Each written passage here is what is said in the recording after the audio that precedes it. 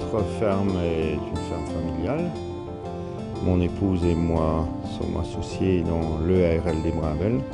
Alors on a commencé en 87 avec 42 hectares et 35 vaches laitières pour un quota de 180 000 litres. On a articulé notre développement durable, on va dire, en 2002 autour de la méthanisation, le séchage du fourrage, la remise en herbe de toutes les surfaces et l'agrément à l'agriculture bio.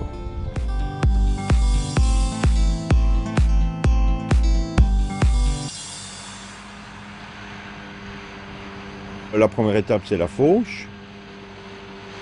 Après, je passe avec l'autochargeuse. On a une autochargeuse assez grosse qui fait 60 mètres cubes, ce qui veut dire qu'on récolte une remorque à l'hectare. Quand la remorque est pleine, on rentre devant le hangar, on a une travée de déchargement et là il faut une personne sur le grappin en haut dans la griffe pour emmener le fourrage dans les cellules.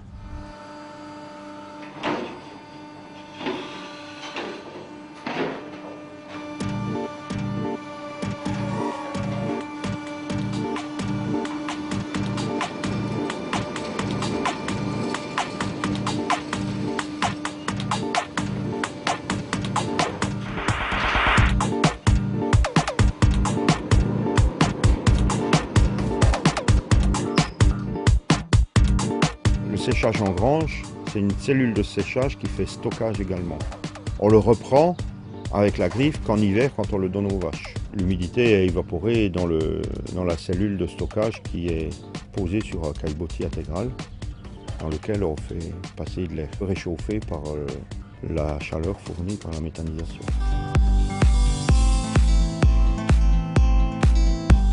La méthanisation, elle fonctionne en grande partie sur nos effluents d'élevage. On y met dans le digesteur à peu près 20 tonnes par jour. Tout ça est fermenté dans le digesteur. Tout ça produit 3600 mètres cubes de biogaz. En énergie, c'est l'équivalent de 1100 litres de fioul.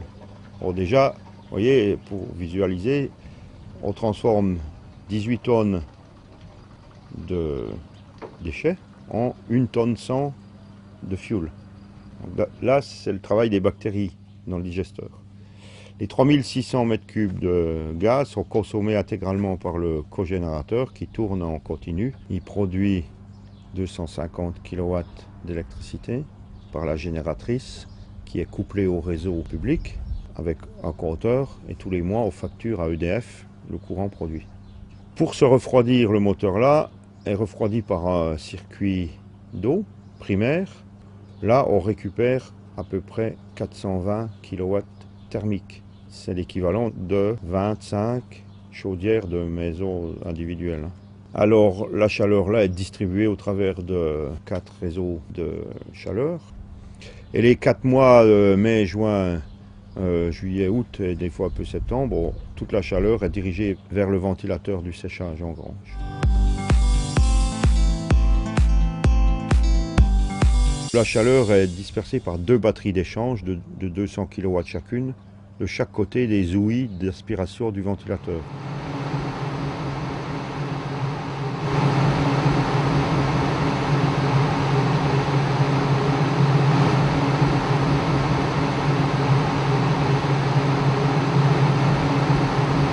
Le ventilateur, il pousse au travers du tas de foin 65 000 m3 d'air à l'heure.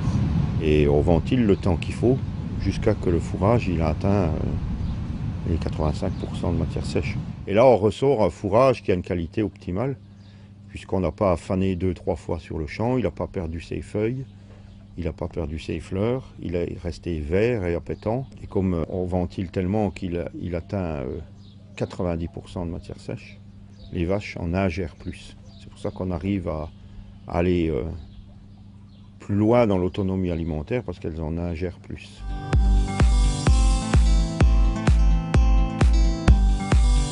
Le premier avantage, c'est de pouvoir faucher très tôt et récolter un fourrage riche en protéines. C'est ça qui manque dans nos exploitations, c'est l'équilibre en protéines. Les élevages conventionnels qui font du maïs ou du fourrage traditionnel manquent de protéines, achètent du soja. Moi, depuis 10 ans, je ne connais plus le prix du soja. On n'en a plus jamais acheté. En Fauchanteau, on a une repousse rapide. La repousse, elle commence en mai, elle se fait en juin, dans les mois où les journées sont les plus grandes. Donc on a une très bonne deuxième coupe, qui est aussi riche en protéines. Et une deuxième coupe qui est fauchée avant le début juillet, ce qui nous permet de faire une troisième coupe au 15 août, une quatrième coupe avant septembre. Et l'année dernière, j'ai fait une cinquième coupe au mois d'octobre. Entre chaque coupe, on fait un petit passage de digesta au pendillard, ce qui booste un peu la repousse. C'est vrai que depuis qu'on fait la méthanisation, on est également autonome en fertilisation. Grâce aux 6000 tonnes de digesta qu'on produit par an,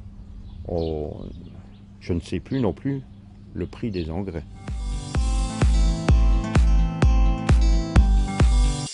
En hiver, on n'a pas de problème, on a le réseau de chaleur, on fait le chauffage central des maisons, de l'école intercommunale.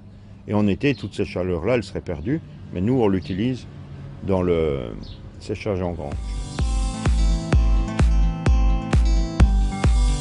Un chantier de foin, c'est plus souple et moins lourd qu'un chantier d'ensilage. On fauche avec les outils traditionnels de fenaison. Après, je passe avec l'autochargeuse. Ce n'est pas une machine qui a beaucoup de contraintes. On l'entraîne avec un petit tracteur.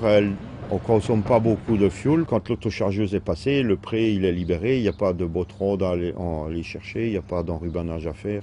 On n'achète plus de plastique, plus de ficelle, plus de bâche, plus de conservateur. Bon, il y a l'autre méthode qui est l'ensilage d'herbe qui va aussi bien, mais au final, on n'a pas récolté la même qualité de fourrage, puisque dans un ensilage, il y a toujours un petit peu de pourrissement, un petit peu de fermentation qui fait que parfois il y a des germes qui se développent et qu'on peut retrouver dans le lait. Alors, comme nous, on a une vocation à faire des fromages au lait cru, on ne veut pas prendre le risque. C'est pour ça qu'on a choisi le fourrage sec.